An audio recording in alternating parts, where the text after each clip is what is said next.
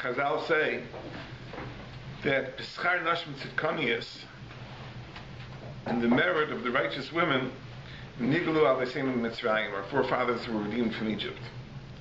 The Gemara tells the story that the menfolk were dejected, and the women beautified themselves and went out to the fields and brought them hot water, fish to eat, and they had made themselves up beautifully with the mirrors, and they enticed their husbands, and as a consequence, children were born, and these children were in great danger because their mothers couldn't hide them.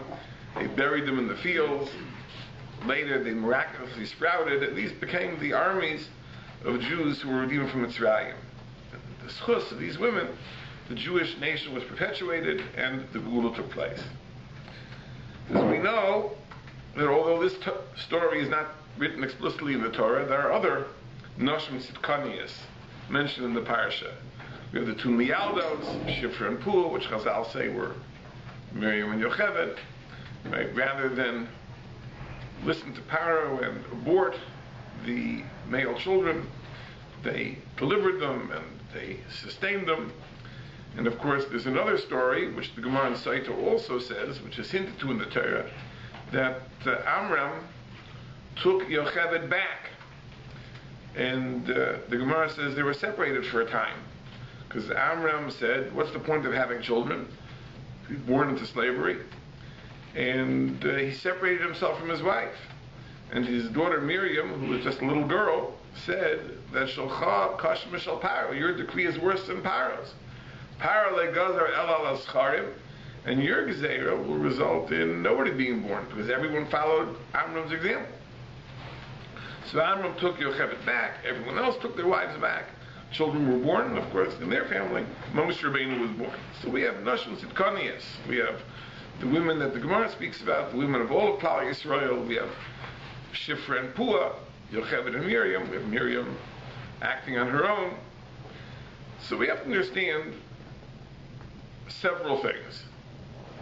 Number one, if the Geula from Mitzrayim took place in the merit of the Noshim Tzidkonius, it should be that this merit of the Noshim Tzidkonius somehow relates to the causes of the Golos Mitzrayim. It doesn't make sense to say that it was just a merit, a generic merit that somehow, for its sake, the Jews were deserving of Geula. Somehow, this chus of the Noshim Tzidkonius should relate to the very causes of the Golos Mitzrayim, and therefore, since the causes were rectified, that's why the Geula could take place. So at first glance, it's hard to understand what connection is there between what the women achieved and the causes for the Golos Mitzrayim. We'll explore that. But another thing we'd like to explore tonight is there something related to the fact that it was women specifically, as opposed to males?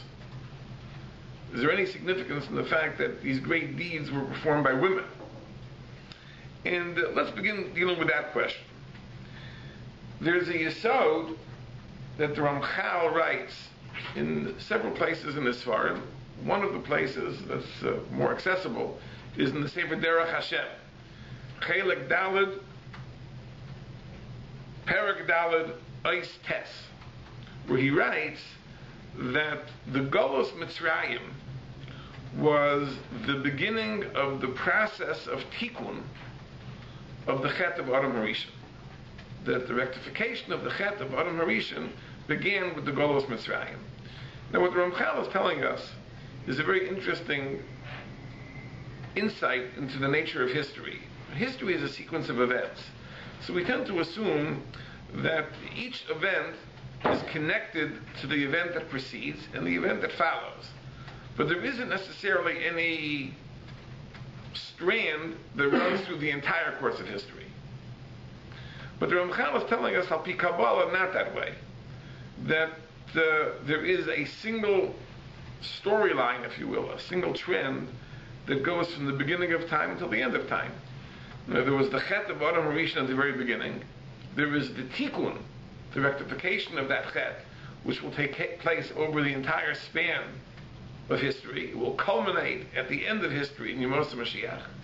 But there are points in the middle of the story which are particularly relevant, and the Golos Mitzrayim is one of them. This is really part of the process of Tikkun. Now, this idea of the Ramchal is really a long discussion, but one aspect of it should be that whatever kilkulim, whatever corruption resulted from the chet of Adam Rishon somehow should find itself rectified in the Golos Mitzrayim and fully rectified in the Yemos HaMashiach. So let's explore one aspect of this. There's a Gemara Masechus Eruvin that says that as a consequence of the chet, Adam Rishon, Chava, Eser Klolois Niskalu L'Chava. Chava was cursed with 10 curses. 10 curses. So the Gemara says among these curses is the curse of Tsar Leda, right? The pain of giving birth, the difficulty of giving birth. That's one of the curses. Childbirth should have been a painless process, as it seems to be for animals. For human beings, it became a painful process. That's Tsar Leda. That's one of the 10 klalas.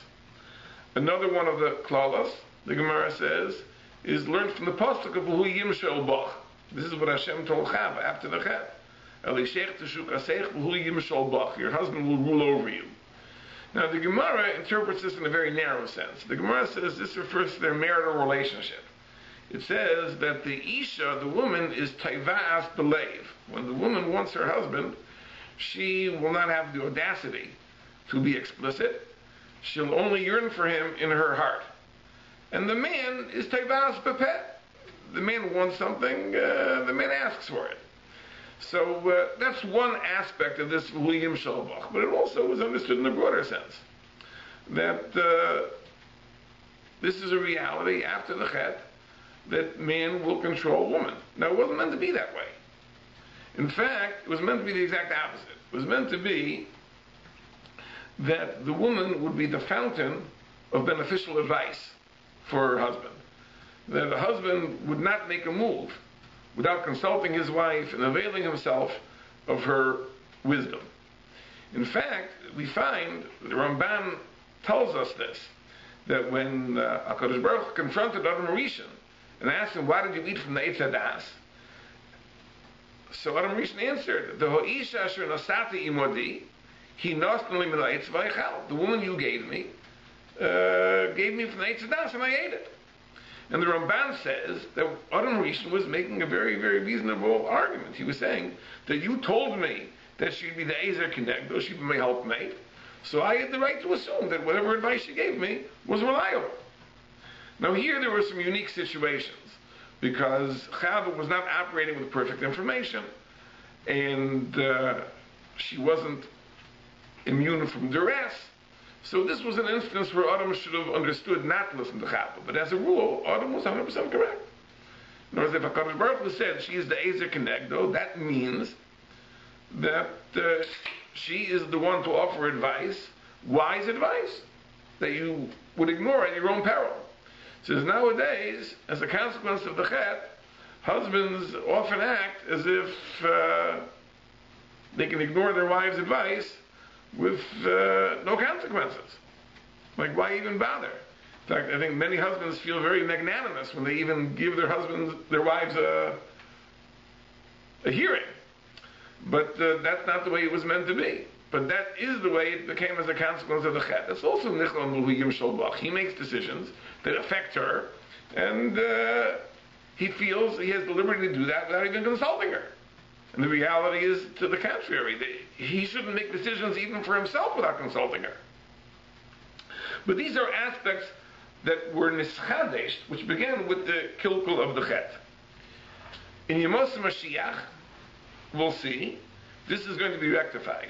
Now, the relationship of husbands and wives is going to be restored to the way it was meant to be in Yemos HaMashiach. Because in Yemos HaMashiach will be the full tikkun of all the kilkulim, of all the corruption that took place as a consequence of the chet. I once heard from an Adam Gadol, from Rabbi Bulman Zecher Tzadik Lebracha, who once said that the fact that in our current time, the Ikvus Mashiach, the feminist movement, has arisen, is already a foreshadowing of that tikkun of Yemos HaMashiach, of the assertion of women to play a more vital role, is really because that's the reality which will be in Yemos HaMashiach. Now there are many makaras to this idea. Let me show you one very, very important makar. There's a pasuk in Yirmiyah speaking about the Achras Hayamim, which says, Yirmiyah Lamed Aleph, Ki bara Hashem chadasha ba'aretz, Hashem will have created something new in the world, Nekeva t'sayvev gever, that the female will go around the man. So what does that mean? Nekeva t'sovev gever. So Rashi has two pshatim there. One pshat is that the word t'sovev means to go after. And it means like this, that nowadays a husband looks for a wife. And in Yemos HaMashiach, a wife will look for a husband. Now that's a mashal, says the Radak. It's a mashal for the idea that the hisayrus, the arousal to do tshuva, will be from our end. Ribono Shel Olam is compared to a husband. Klal Yisrael is compared to a wife. So normally the husband looks for the wife, but in Yemos HaMashiach the wife will look for the husband. Symbolizes the idea in Yemos HaMashiach the hisayrus, the arousal to tshuva, will come from our end. That's one pshat. Another pshat Rashi says that to sove doesn't mean to go after, but it means to turn into. That nekeva to save gever, the female will turn into a man. And Rashi says it's also a mashal. Says we know that in the laws of inheritance, if a man dies and leaves a son, so the son inherits everything. If he leaves a daughter, then the daughter gets 1/10 of the assets as a dowry, and the rest goes to her brother, or to the descendants of the brother. But in any case, say Chazal, that Klal Yisrael, when they conquered the earth still the first time, inherited 7 nations, which is 1/10 of the 70 nations. So they were like a nekeva who receives Isra Nechasim, who receives 1/10 for her dowry.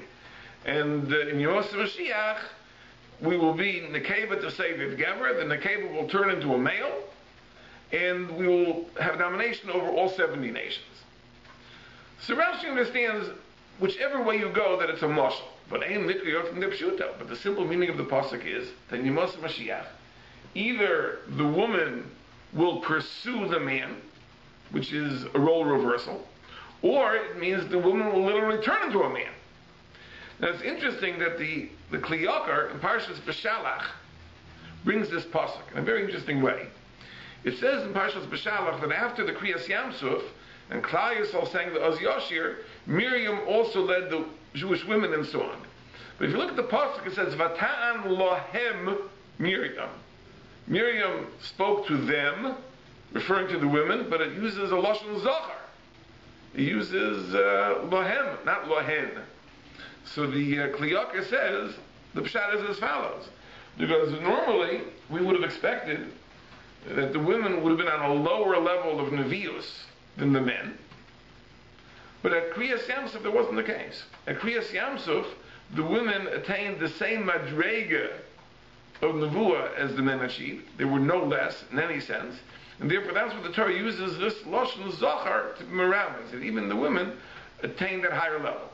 And the Kli Yakar writes, and so it will be la'asid, so it will be in Yemos HaMashiach, as it says in the pasuk, nekeva to save gever. That means that this kilkul of the chet of Adam Harishon, that as a consequence of the chet, as a hu yimshayel bach, that the man asserts himself as dominant over the woman, will be totally reversed in Yemos HaMashiach, nekeva to save gever, and to a certain extent it also was reversed at the time of Yetzias Mitzrayim, because the Shiras Hayam really is the Shira of the victory over Mitzrayim. It's the Shira that follows the Yetzias Mitzrayim, and there too we see, says the Kli Yakar, that women were considered the equal of men.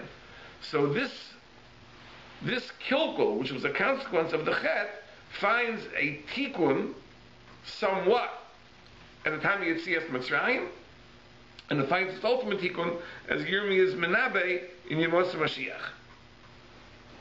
It says, in this story of the Nashim Tzidkonias, we find these aspects. As we explained, the Huyim Shalbach has two senses. One sense is that in the marital relationship, the women will be more assertive. And that's exactly what happened. What does the Torah tell us? Let's read the story.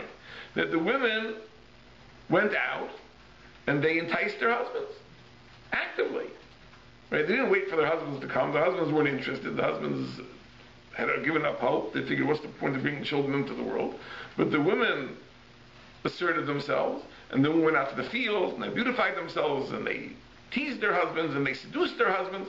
So that really is the idea of Nekavet T'Seviv Geber. That's the idea of that the V'hu Yimshol that the Isha is Tevaras B'leiv, and the husband is Tevaras B'peh.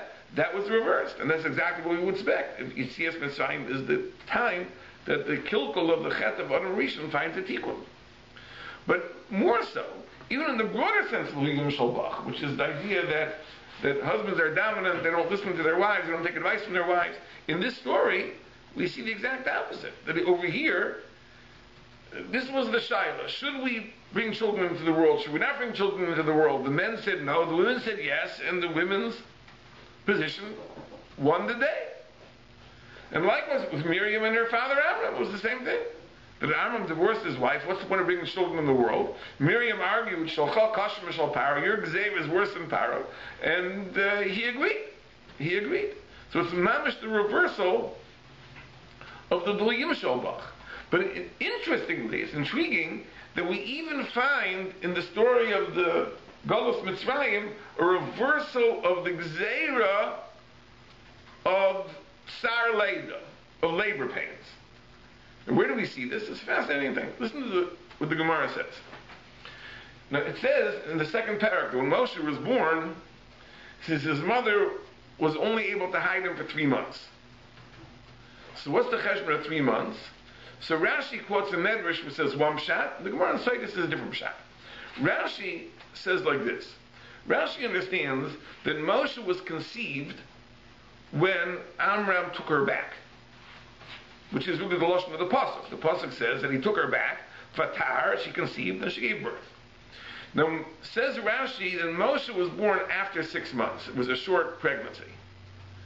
And the Mitzrayim weren't expecting that she would have a child by that time. They waited 9 months from the time that Amram took her back. So since Moshe was born after 6 months, therefore she was able to hide him for 3 months. Beyond that, the Mitzrayim started searching, couldn't hide him anymore. That's a Rashi that's pshat. And the Gemara, Masechah Sotah, Daf Yud Beis, says no. That really what happened was that she was already pregnant 3 months when Amram took her back. So Moshe was carried full term for 9 months, but the Mitzrayim didn't suspect that he would have sent her away if she already was pregnant. So therefore they assumed that if she was pregnant, she'd only become pregnant after he took her back. So they waited 9 months from when Amram took her back, but really she was pregnant 3 months already. And therefore the baby was born 6 months later, and that's why she was able to hide him for 3 months. But the problem is that if she already was pregnant 3 months, it doesn't fit in the pasuk, because the pasuk says he took her back, and it says Vatar, she conceived, and that makes no sense, because really she was pregnant before she was sent away, and certainly before Amram took her back. So the Gemara says, you're right. Really, she was pregnant before. Why does it say Vatahar here? To compare the conception to the birth. The Ma Hayrasa Shalai B'tzar, just like her conception involved no pain. There's no pain in conceiving a child. So Af Leidasa Shalai B'tzar. The Leida was also not B'tzar. There was no pain in the delivery of Moshe. It says, Mikan, from here we see that Noshim Tzidkanias Einon B'Piska Shal Chava. The righteous women, they aren't covered by the decree of Chava. The decree of Chava, the Piska Shal Chava, the note, so to speak, that was given to Chava, that you'll have labor pain, doesn't apply to Noshim Tzidkanias. So therefore, Yocheved gave birth to Moshe painlessly, and the reason it says Vatar, even though she really was pregnant beforehand, is for the purpose of a Hekesh, to compare the birth to the conception, that just like the conception was without pain, the birth was without pain. Now, the Gemara says that those women, all the women of Klal Yisrael, the Gemara calls them Noshim Tzidkanias. It wasn't just Yocheved. The Gemara says that B'schar Noshim Tzidkanias, all of them are called Noshim Tzidkanias. So if Noshim Tzidkanias aren't a Piska Shel Chava, we should assume that nobody was a Piska Shel Chava. And that really is what the Pasuk says. Remember, Paro asks the Miyaldois, says, what's going on? Well, I sent you to abort the Jewish babies, and all of us, there's more than ever. So why did you do this? So what was their excuse? They said, what can we do? So it says they're chayos, they're midwives themselves. They don't need midwives, or like Bashi's other pet, they're like animals, right? Before we got there, they gave birth.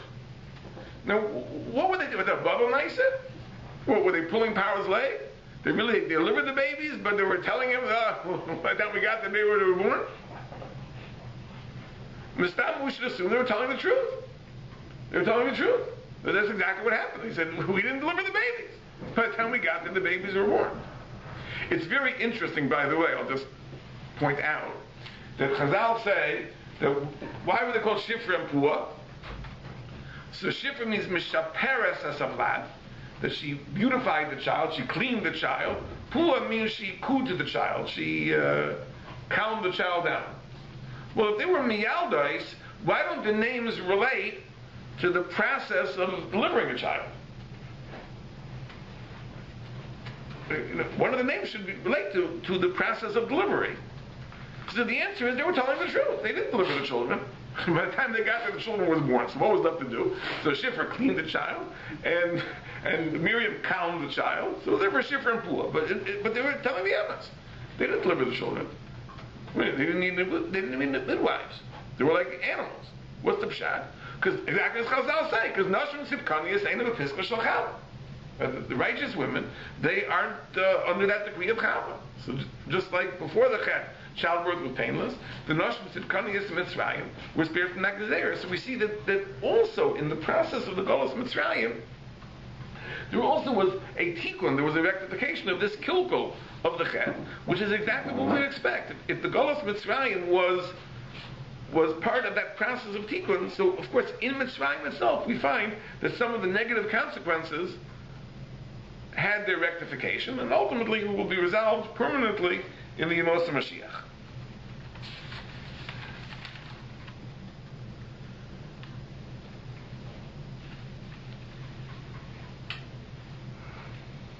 So we understand, therefore, that there is something here that has to do with womanhood.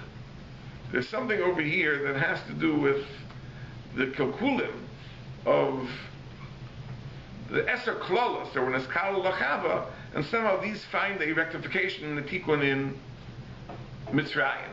But let's go a little bit deeper and understand what exactly is the point of the Noshim Tzidkanias. Like, what were the Noshim Tzidkanias Mechadesh?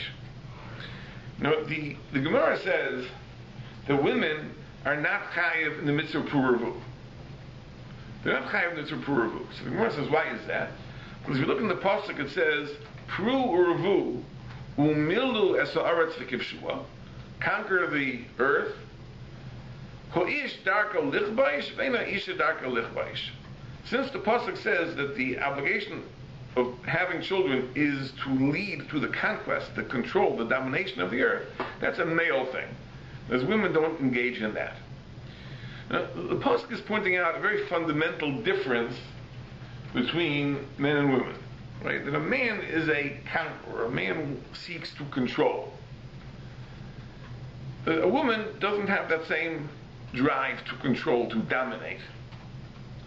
And therefore, if the pasuk says kivshuha, it's obvious the pasuk is addressed to men only and not to women. Now, it's very, very interesting to note that one of the Hebrew words for a man is a gever.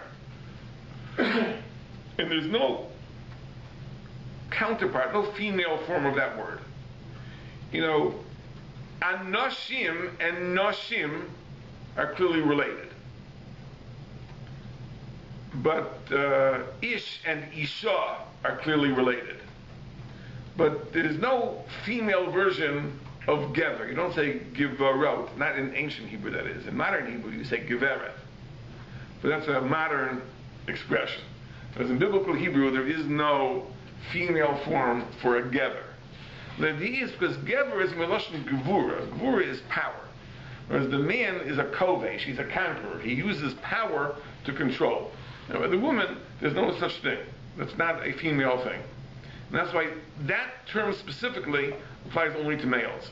There are other expressions. Whatever ish means, so a woman has those qualities as well. She's an isha. Whatever quality applies to anoshim applies to noshim in some way, and therefore that's why the terms are similar. But gever doesn't have a female counterpart. That relates to the aspect of man that he seeks to control and seeks to dominate. Never, really, even the approach to having children is very, very different. You know, last night in Yeshiva we spoke at the Gemara Masechtas Brachos. It says that the Navi Yeshaya came to Chizkiyahu with a nevuah that you're going to die. So why are you going to die? So the Gemara says because you didn't get married, you don't have children. So Chizkiyahu said, I saw Baruch HaKodesh, I was going to have children that are Rishoyim. So what's the point of having children? They're Rishoyim. So the Navi said to him, what are you talking about? What are you worried about God's secrets? He says, what you're mechuyev to do, do. What HaKadosh Baruch Hu wants, HaKadosh Baruch Hu will do. This shakel of Ataria, this question and response between Chizkiyahu and Yeshayahu is very, very, very similar to the issue between the Noshim Tzidkonius and their husbands in Mitzrayim. Because why did the husbands not want to have children? Why did Amram want to separate himself from his wife? Because they looked into the future. Not the future that they have Rishoyim, but the future that their children will be slaves. So for the same reason that Yeshayahu said, what's the point of having children? And have children, Chizkiyahu said, just that they should be Rishoyim? They said the same thing. What's the point of having children? Oh, they should be slaves? So what's the point? Right? This is a male attitude. Why? Because the male seeks to control. And therefore, he wants to control the future. If I'm going to do something, it has to have the consequences I want it to have. I'm not going to do something that I'm not in control of the consequences. Well, I'm going to bring children into the world that they should go off the derech and not adhere to my values. Or I'm going to bring children into the world that they should end up being enslaved to somebody. So if that's what it's going to be, then I'm not going to let it happen. What did Yeshayahu say? Yeshayahu said, none of your business. That's kafsid rachman. That's HaKadosh Baruch Hu's secrets. You have to do what you have to do. What will the consequences be? That's up to the Ribono Shel Olam. That is the inyan of bitachon. The inyan of bitachon, the idea of placing your trust in the Ribono Shel Olam, is exactly that. Understanding, I have to do what I have to do. What the consequences are, that's up to the Ribono Shel Olam. That's bitachon. And that's what the women in Mitzrayim did. The women in Mitzrayim who opted to have children, go back to the Gemara, it's not because they foresaw, there's going to be a Gula from Mitzrayim. To the contrary. The Gemara says that really they were helpless. They couldn't even hide their children. The Gemara says they had to bury them in the field. Who knows what would happen to them. And the Baruch made an ace and they sprouted like the grass afterward. So the women understood, it says, we don't know what the future is. It says, we know that we have to have children. It says, we have to do what we have to do. It says, beyond that, it's up to the Ribono Shel Olam. It was exactly what Yeshaya told Chizkiyahu. It says, what are you looking into the future? That's up to the Ribono Shel Olam. What we have to do, now we have to do. What HaKadosh Baruch Hu wants to do, HaKadosh Baruch Hu will do. That's the yesod of bitachon.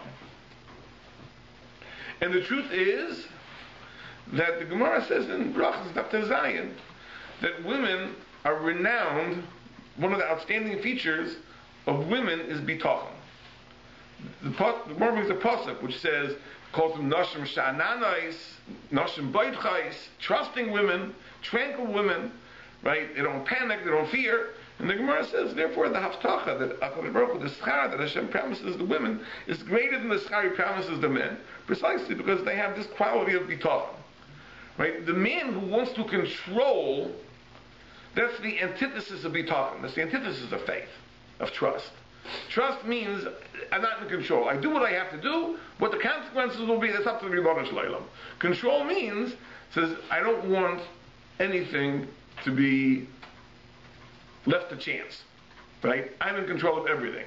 If the consequences will be positive, I do it. If I don't foresee positive consequences, I won't do it. That's the very antithesis of bitachon, and this is the precise difference between the men and the women in Mitzrayim. It says, what the women did in Mitzrayim, the Noshim Tzidkonius, was not a function of vision. It's not that they foresaw the future in a superior way. It's a function of bitachon, the idea of bahadek kafsher ruch. What do we have to look into the secrets of the future? That's up to the Ribono Shel Olam. We have to do what we have to do now. It's a very interesting thing. If you go back to Parshas Lech Lecha, when the decision was made, when Sarah made the decision to give Hagar to Abram, and then when she made the decision to chase away Hagar, so you get the impression from the Psukim that Avram wasn't happy at either juncture. He wasn't happy to take her, and he wasn't happy to send her away. But this is what Sarah said. It's Pasha. You think about it for a second. If Avram is going to have a child with Hagar, what is the likelihood that this child is going to turn out to be a tzaddik yesod ha'olam? Right? Hagar brings a lot of baggage with her. So Avram probably calculated, well, I'm going to have a child with Hagar. So why take the chance? And once the child was born, we're not going to send him away. Who knows what will happen then? Sarah says no. Sarah says, what we have to do now, we have to do now. Says, you need to have a child. Says, there's no age that I appear not to be able to have children. You'll marry Hagar. Says, there'll be a problem. We'll deal with it then. And that's in fact what happened. The child was born, and Hagar and Sarah says, listen, we have to send him away. Avram was very upset. Right? At that moment, Avram probably says, I would have been better off not marrying her in the first place. Right? But that's not how Sarah looked at it. So it says, well, at the time we made the correct decision, it says, now we have a different situation, we'll deal with it now. Right? But that's the essence of bitachon. And we'll see later on how Sarah's bitachon was even beyond that of Avraham Avinu. We'll see al pi Chazal. But al kopanim, this is the idea of the Noshim Tzidkonius. The Noshim Tzidkonius in choosing to have children. The Noshim Tzidkonius in choosing to defy Paro. The Miriam in arguing against the Gzeira of Amram. It's all the idea of bitachon. It's all the idea of understanding. It says we don't look into the future. That's kafshi de Rachmana. That's the secret of the Ribono Shel Olam. That's his affair. It says we do what we have to do now, and the consequences are up to the Ribono Shel Olam. Of course, we all understand that bitachon, right, is the essence, the essential cause of the Golos Mitzrayim, was to rectify the idea of bitachon. The Gemara Nedarim says that there were 3 Aveiros that Avraham Avinu did, and these were the causes for the Golos Mitzrayim. It says the first was he questioned the Ribono Shel Olam. When HaKadosh Baruch Hu promised him Eretz Yisrael, he said, B'mo eidaki Roshana, how do I know? The second was Sha'asa Angaria b'Talmidei Chachamim, that when he waged the war against the 4 kings, he drafted his Talmidim, he took them out of the Beis Medrash to go and fight the war. And the third was that he wasn't machnas, the Anshe Stoim, Tachas Kanfei Ashchina. So the Maral explains that all 3 of these were chesroinus in Amunah. This how so? Well, obviously, questioning HaKadosh Baruch Hu and saying, B'ma Eida. How do I know? Well, Hashem makes a promise. If you question, how do you know? That's certainly a chisaron in Amunah. But he says, furthermore, but drafting the Talmidei Chachamim was also a chisaron in Amunah. It's snacks of desperation. Talmidei Chachamim are doing something very important. You only draft them when you have no choice. When there's absolutely no choice. When you're desperate, you take the Talmidei Chacham out of the Beis Medrash. Why did Avraham feel a sense of desperation? Where was this bitachon? It must be that there was a slight lapse, a flaw, a shortcoming in his bitachon, and that's why he felt the desperation that compelled him to draft the Talmidei Chacham from the Beis Medrash.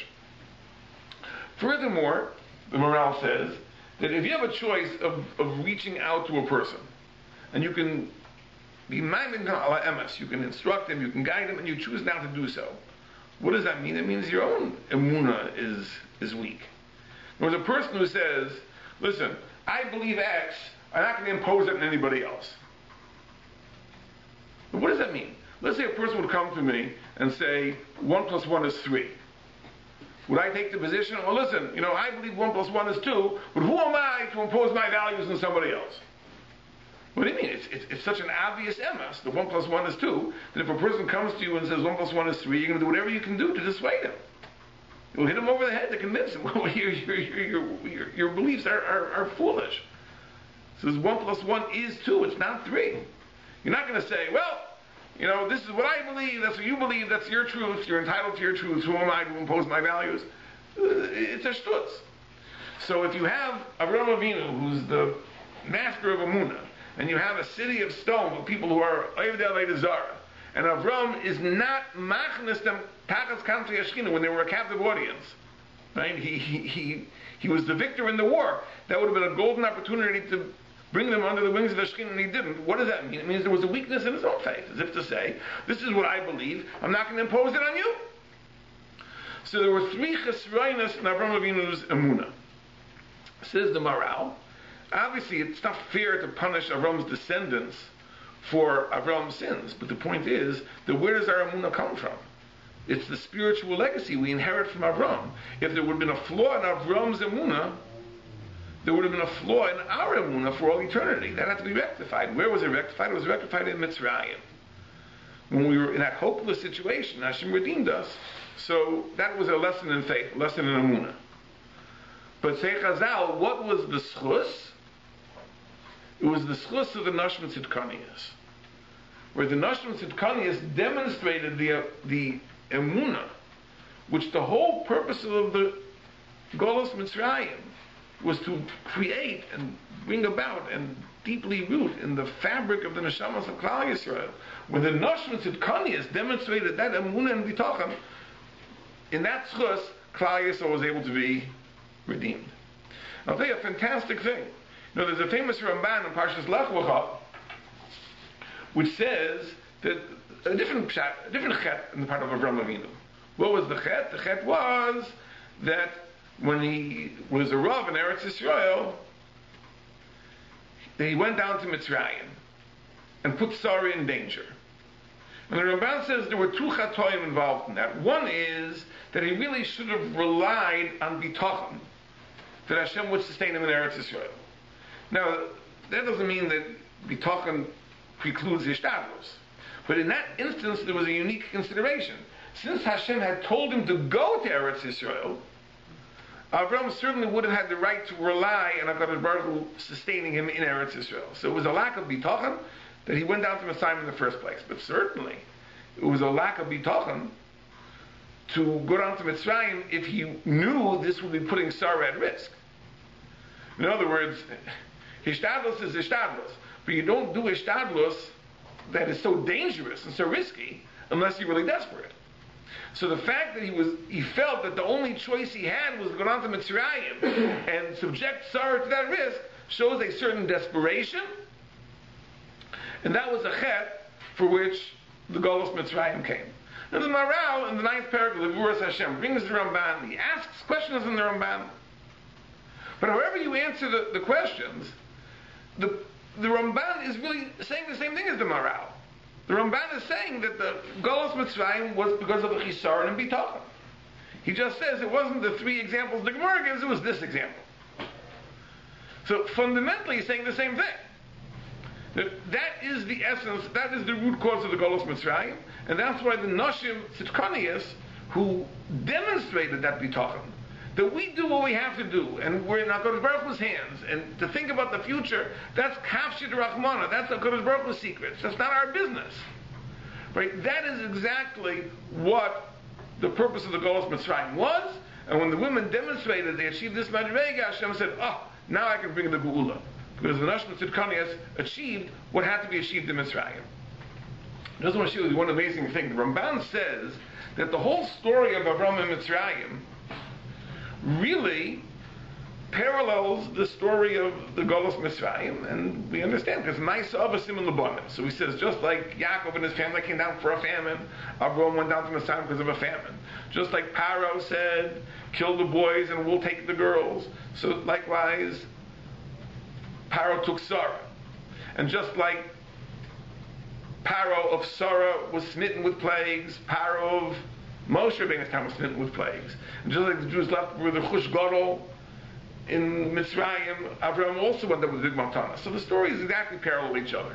Just want to mention one fantastic parallel, which the Ramban does not mention.